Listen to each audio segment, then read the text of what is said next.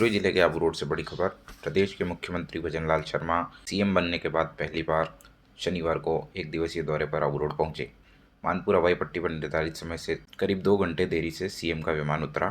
मुख्यमंत्री भजनलाल शर्मा ने सैटेलाइट जनजातीय केंद्र में पाली संभाग के उच्चाधिकारियों की समीक्षा बैठक ली। इसमें सीएम ने कहा कि जनहित से जुड़े कार्यों में लापरवाही और भ्रष्टाचार किसी भी सूरत में बर्दाश्त नहीं किया जाएगा। उन्होंने कहा कि सरकार भ्रष्टाचार के खिलाफ जीरो टॉलरेंस की नीति पर कार्य कर रही है। सीएम ने कहा कि कार्य में लापरवाही बरतने वाले अधिकारियों के खिलाफ कार्रवाई की जाएगी। उन्होंने अधिकारियों को नियमित रूप से जन सुनवाई सुनिश्चित करने, परिवादों के त्वरित निस्तारण व उनकी मॉनिटरिंग करने और फीडबैक लेने के निर्देश दिए। बैठक से पूर्व सीएम ने ब्रह्मा कुमारी संस्थान में आयोजित प्रदर्शनी का उद्घाटन कर स्वर्णिम भारत कार्यक्रम को संबोधित किया। इसके बाद सीएम ने भारतीय मजदूर संघ के 25वें त्रैवार्षिक प्रदेश अधिवेशन में शिरकत की। अधिवेशन को संबोधित करते हुए सीएम ने कहा कि हमारे लिए राष्ट्र सर्वोपरि है। राष्ट्र भावना को लेकर हम कार्य कर रहे हैं। भारतीय मजदूर संघ अलग संगठन है। इस संगठन का राष्ट्र के निर्माण में महत्वपूर्ण योगदान है।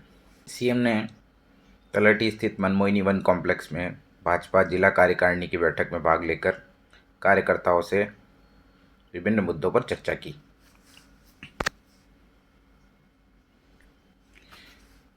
सीएम ने तलहटी स्थित मनमोहिनी वन कॉम्प्लेक्स में भाजपा जिला कार्यकारिणी की बैठक लेकर कार्यकर्ताओं को संबोधित किया। आज हमारे यशस्वी प्रधानमंत्री नरेंद्र मोदी जी को इस वर्तमान समय जो अमृतकाल का समय चल रहा है,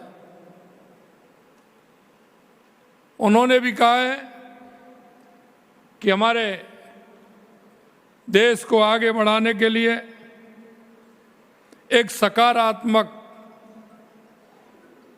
पहल होनी चाहिए, एक सकारात्मक वातावरण बने। उस सकारात्मक वातावरण के आधार पर हमारे नए नए इनोवेशन हों, उनके माध्यम से हमारे हम प्रदेश में एक जनजागृति के माध्यम से उसको ऊंचाइयों पर ले जाने का काम करें। माननीय प्रधानमंत्री जी के नेतृत्व में हमारा देश सामाजिक, सांस्कृतिक, आध्यात्मिक, आर्थिक, वैज्ञानिक और मानसिक चेतना के विकास के लिए इस तरह के इनोवेशन हमारे होते रहते हैं। हमारे देश में एक नए भारत का इतिहास लिखने की और एक कदम बढ़ा है। जैसा कि आपने देखा, अभी अभी एक प्रदर्शनी का उद्घाटन हुआ। मैं निश्चित रूप से संस्थान को बहुत बहुत बधाई और धन्यवाद देना चाहता हूं कि हमारा युवा कुछ नशा की ओर बढ़ने लगा है। आपने हर क्षेत्र में संस्था ने काम किया है। सरकार के साथ मिलकर के इस तरह के सामाजिक क्षेत्र के काम आप कर रहे हैं। मैं निश्चित रूप से आपको बहुत बहुत बधाई देना चाहता हूं।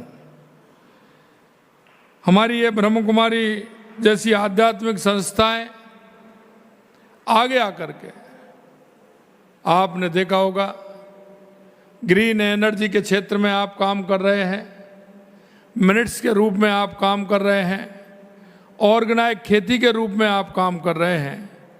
हमारी ये संस्थाएं आगे आकर के हमारे इन क्षेत्रों में काम करेंगे तो एक प्रदेश के अंदर, देश के अंदर एक वातावरण तैयार होता है और उस वातावरण से देश को ऊंचाई भी मिलती है।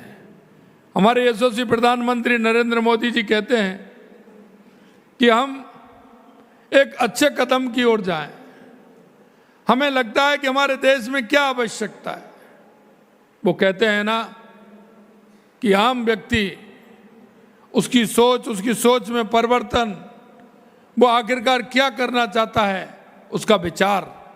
अगर उसका विचार हमारे लिए महत्वपूर्ण है तो कोई भी व्यक्ति उस विचार को दे सकता है। और माननीय प्रधानमंत्री जी इस बात को कहते हैं कि आप जो विचार देंगे, अच्छा विचार आएगा, निश्चित रूप से उस विचार को आगे ले जाने का हम काम करेंगे और प्रदेश ही नहीं, उस विचार को देश में और दुनिया में ले जा करके हम उसका उत्थान करने की भी बात करते हैं। मैं आपसे निवेदन करना चाहता हूँ।